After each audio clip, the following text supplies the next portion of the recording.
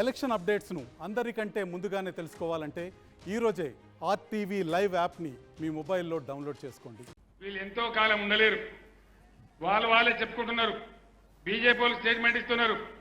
Parliament అయిన తెల్లారే రేవంత్ రెడ్డి మా బీజేపీలకు జంపు కొడతాడో చెప్తున్నారు.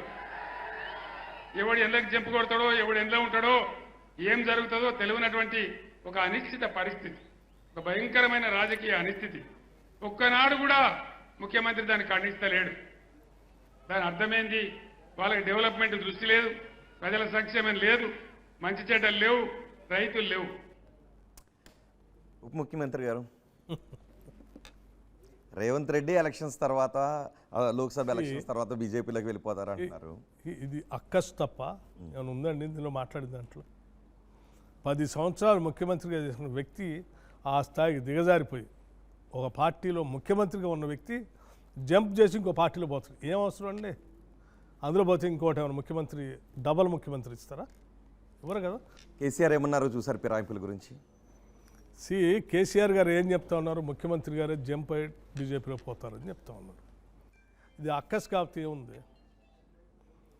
ఇవాళ నేను చెప్తా ఉన్నాను, రేవంత్ రెడ్డి గారు ఈ రాష్ట్రానికి ముఖ్యమంత్రిగా ఉన్నారు. ఏదో ముఖ్యమంత్రి కావాలనుకున్నాడు ఎవడో జంప్ అయ్యి అడిపోయి ముఖ్యమంత్రి కోసం పోతానంటే ఎవడైనా కొద్ది చెప్తే కొద్దిగా ఆలోచించడానికైనా ఇది ఉండేది. అంటే ఆల్రెడీ ముఖ్యమంత్రిగా ఆల్రెడీ రాష్ట్రంలో కాంగ్రెస్ పార్టీకి ముఖ్యమంత్రిగా ఉన్నటువంటి వ్యక్తి ఇంకో పార్టీలో పోవాల్సిన అవసరం ఏముందండి ఆయనకి? సింపుల్ లాజిక్ కదా.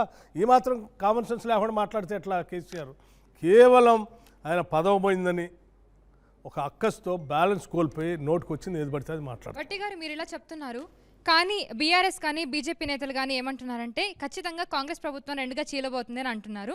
అండ్ దాంతోపాటుగా ఓటుకి నోటు కేసులో రేవంత్ రెడ్డి గారు జైలుకి వెళ్తారు, దాన్ని కప్పిపుంచుకోవడానికి బీజేపీలో జాయిన్ అవుతారని చెప్పి చాలా ప్రచారం జరుగుతుంది. ఇది నార్మల్గా కూడా కాదు, చాలా గట్టిగా ప్రచారం జరుగుతుంది. అదే అమ్మా, ఇది సోషల్ మీడియా మీద ఆధారపడి ఉన్నటువంటి టీఆర్ఎస్ పార్టీ, బీజేపీ పార్టీలు ఏమైనా చేస్తున్నట్టు బీజేపీ వాళ్ళు కూడా చెప్తున్నారు రేవంత్ రెడ్డి తప్పుడు ప్రచారం చేస్తూ ఉన్నారేమో. ఎందుకంటే కాంగ్రెస్ పార్టీ పూర్తిగా బీజేపీ పార్టీని వ్యతిరేకిస్తూ ఉంది, కాంగ్రెస్ పార్టీ పూర్తిగా బీఆర్ఎస్ని వ్యతిరేకిస్తూ ఉంది. వాళ్ళిద్దరూ ఒకటిగా ఉండి కాంగ్రెస్ పార్టీని ఏదో లేకుండా చేయాలనే ఒక దుర్మార్గమైనటువంటి ఆలోచనతో ఇటువంటి తప్పుడు ప్రచారం లేపారేమో తప్ప కాంగ్రెస్ పార్టీ ఎప్పుడు చీలదో. కాంగ్రెస్ పార్టీ చాలా సమిష్టిగా ఉంది. ఈ 5 ఏళ్ళు కాదు, రాబోయే 5 ఏళ్ళు కూడా కాంగ్రెస్ పార్టీ పాలన చేస్తుంది. 10 ఏళ్ళు కూడా సీఎం రేవంత్ నేనే ఉంటానని ఏ కాన్ఫిడెన్స్ చెప్పారంటారు? గతంలో ఎప్పుడు కూడా ఏ సీఎంలు కూడా కాంగ్రెస్ పార్టీ నిర్ణయించేది డిసైడ్, కానీ అతను ప్రత్యక్షంగా చెప్పడం జరిగింది 10 ఏళ్ల పాటు కూడా తానే సీఎం అని రేవంత్ చెప్పడం జరిగింది. అవును, తప్పే ఉంది. CLP అడిగారు, మీరు అడిగితే ఎస్ నేను ఉంటా, మా ప్రభుత్వం ఉంటుందని చెప్పాడు. తప్పే ఉంది. మా ప్రభుత్వం పాటు 10 ఏళ్ళు నేనే సీఎంగా ఉంటానని చెప్పడం. పార్టీ నిర్ణయం చేసినంతకాలం అతనే ఉంటాడండి. పార్టీ నిర్ణయం చేయకుండానే 10 ఏళ్ళు తానే సీఎం అని కూడా చెప్పడం. మీరు సందర్భోచితంగా ఆ రిఫరెన్స్ టు ద కంటెస్ట్, ఆ అడిగినటువంటి ప్రశ్నకి అనుగుణంగా ఆ రోజు సమాధానం చెప్పాడు. As a confidence, what's wrong in it? Okay, Komatireddy లాంటి వాళ్ళు కూడా చెప్తున్నారు మరో 10 ఏళ్ళు రేవంత్ రెడ్డి ఉంటారు అని. అంటే ఇక సీనియర్లకి అవకాశాలు లేవే కాంగ్రెస్లో? ఎవరు ఒక్క నిమిషం అండి, ఒక్క నిమిషం.